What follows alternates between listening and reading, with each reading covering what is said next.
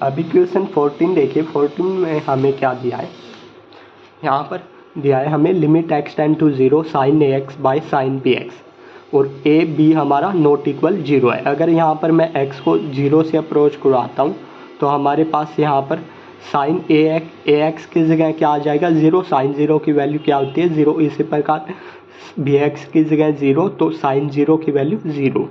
Okay, तो हमें यहाँ पर 0/0 फॉर्म मिल रही है। इसको सोल्व करने के लिए यहाँ पर मैं मल्टीप्लाई करूँगा लिमिट x टेंड टू 0। देखिए यहाँ पर जो पहले केस यूज होंगे हमारे लिमिट के और कुछ फॉर्मूले यहाँ पर हमारे यूज होंगे वो लिख देता हूँ।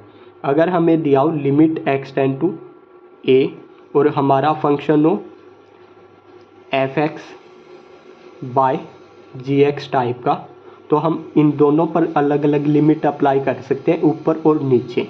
जैसे limit x tend to a f(x) divide वाले पर हम अलग लिमिट अप्लाई कर सकते हैं, limit x tend to a gx, बस gx हमारा नॉट इक्वल 0 हो। ओके, और एक यहाँ पर स्टैंडर्ड लिमिट का हमारा केस यूज होगा। अगर हमें दिया हो लिमिट x टेंड टू 0 और फंक्शन हो हमारा साइन x बाई एक्स, तो ये लिमिट किसके इक्वल होती है 1 के। ओके, ये हमारा यहाँ पर यूज होगा।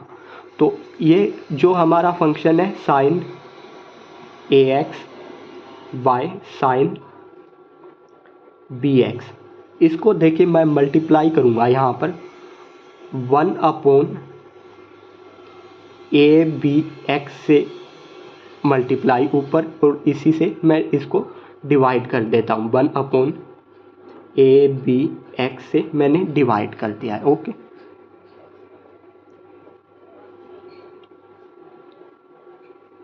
अभी हम इसकी मल्टीप्लाई इसके साथ होगी तो ये क्या हो जाएगा हमारा limit x tend to 0 sine A X by A B X, और इसी प्रकार इसकी मल्टीप्लाई इसके साथ होगी तो ये क्या हो जाएगा साइन बी एक्स बाई यहाँ पर क्या हो जाएगा ए बी एक्स। ओके, अब मैं यहाँ पर कुछ टर्म कॉमन निकाल लेता हूँ, जो टर्म कॉमन मुझे निकालनी है।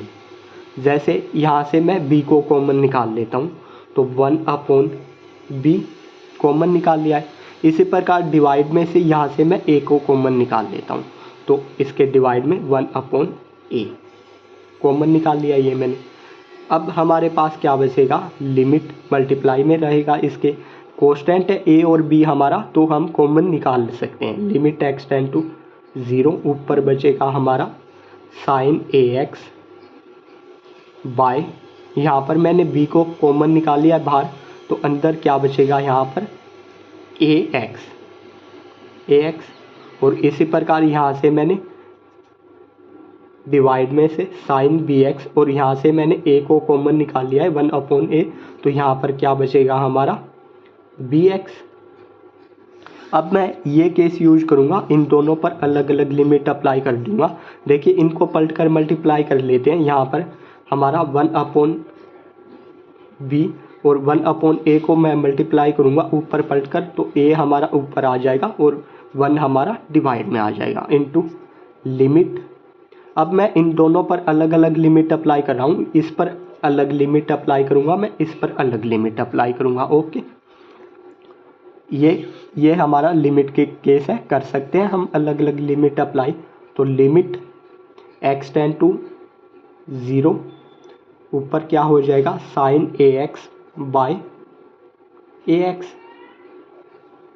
और इसके डिवाइड में हम अलग लिमिट अप्लाई करेंगे। लिमिट x टेंड टू 0, ऊपर क्या है हमारा sine B X by B X. Okay,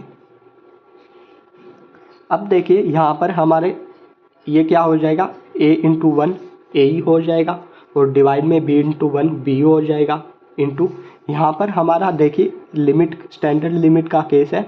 अगर हमें दिया हो limit x tend to 0, function है हमारा साइन x बाई एक्स, तो ये लिमिट हमारी किसके इक्वल होती है 1 के। इसी प्रकार यहाँ पर limit X tend to 0 sine A X by A X, यानी कि x हमारा 0 को अप्रोच कराए तो ax भी हमारा किसको अप्रोच करेगा 0 को। ओके, क्योंकि यहाँ पर x की जगह 0 रखेंगे तो ये ax भी हमारा किसको अप्रोच करेगा 0 को। ओके, तो ये लिमिट हमारी किसके इक्वल हो जाएगी 1 के। इसी प्रकार डिवाइड में भी ये यहाँ पर ax की जगह क्या है bx, तो bx भी हमारा किसको अप्रोच करेगा 0 को, तो ये भी लिमिट हमारी 1 के इक्वल हो जाएगी। तो ऊपर वाली लिमिट हमारी 1 के इक्वल है, इंटू नीचे वाली भी लिमिट हमारी किसके इक्वल है 1 के। a इंटू 1 a ही रहेगा, b इंटू 1 b ही रहेगा, तो ये लिमिट हमारी किसके इक्वल है a बाई b की। तो limit x tend to 0 sine A X by sine B X किसके इक्वल है a बाई b की। यही हमारा रिक्वायर्ड आंसर है।